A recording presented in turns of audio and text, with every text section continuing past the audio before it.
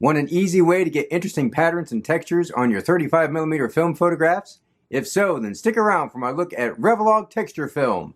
Coming right up.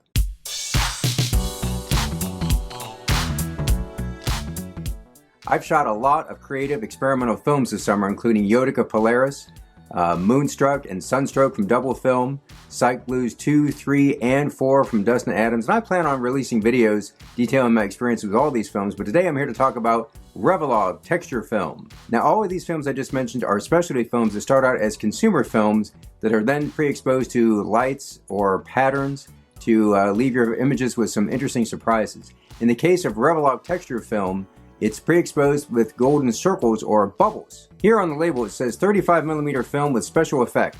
The organic structure appears very strong on darker parts of the image and is almost not visible on lighter parts of the picture. Here you can see it's ISO 200, 36 exposures, and you process it in C41 chemicals. And if we sneak a look under the label, we can see it says Kodacolor 200, and you may recognize that as Kodak Color Plus 200, which is a consumer film known for giving you a retro or vintage vibe to your images. Since this film is DX coded, I decided to pop it in one of my point and shoot cameras, so I chose the Nikon Light Touch AF. All the images you're about to see were shot on a 4-day trip to Pigeon Forge and Gatlinburg, Tennessee in June 2019 and processed in my Cinestill CS41 kit.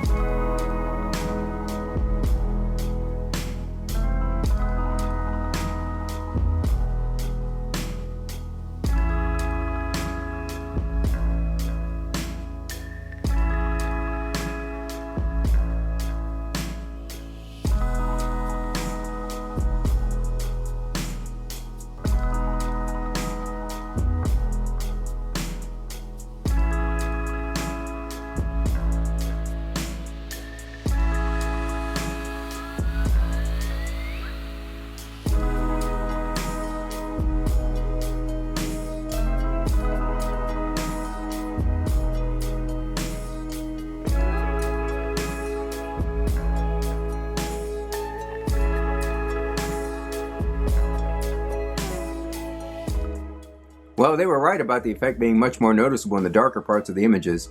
On the landscape shots, since the sky was generally brighter, you didn't see a whole lot of effect at the top of the images and definitely saw much more at the bottom, creating kind of a gradient effect. Now, I did not take any portraits with this roll of film, mostly because the 28mm wide lens of the Nikon Light Touch AF doesn't really lend itself to flattering portraits, but I could see where you could get some interesting effects on portrait shots as well. Of course, there are other ways of getting interesting textures in your images too, like multiple exposures. And some cameras are pretty easy to do these multiple exposures on.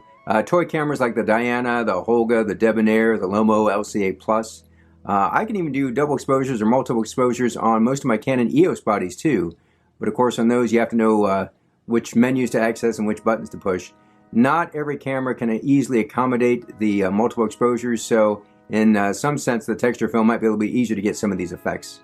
Another way to get interesting textures or patterns is film soup or film souping. The most popular way to soup film is that you shoot your film normally, but then before you go to develop it, you soak the film in various liquids, and this can be wine, tea, lemon juice, vinegar, detergent, really you name it. But it's a little bit more popular to soak the film after you shoot it. If you soak the film before you shoot it, you run the risk of potentially damaging your camera. Now, depending on how good you rinse the film after you soup it, there is some risk that you might contaminate your developing chemicals too. I've developed 17 rolls with my Cinestill CS41 kit. It's really only rated for 8 rolls, so I'm not super concerned if I contaminate a little bit because this kit's probably already on its way out anyway. I might even actually cross-process some slide film before it completely dies too. You want to see some cool examples of film soup? There's a couple great channels here on YouTube you can check out. There is Kate Hook, who has done a ton of film souping, and you can also check out SRAD on Film. She has a whole series called Develop to Destroy, where she basically abuses film for the sake of creativity. So those are two creators here to check out. So the advantages of using REVOLOG texture film to get these unique patterns and textures is you can use it in just about any 35mm film camera, not just ones that can accommodate double or multiple exposures.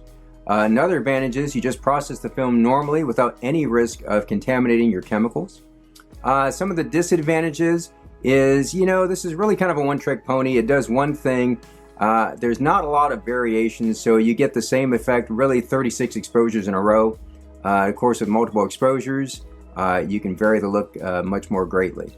Another disadvantage is the cost. This film is not cheap.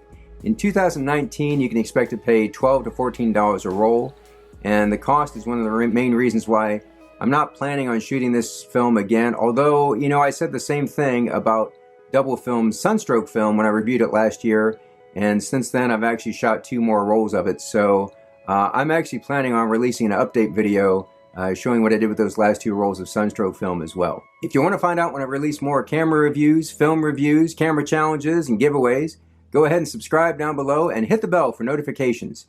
You can also find more of my photography on Instagram at TheOldCameraGuy.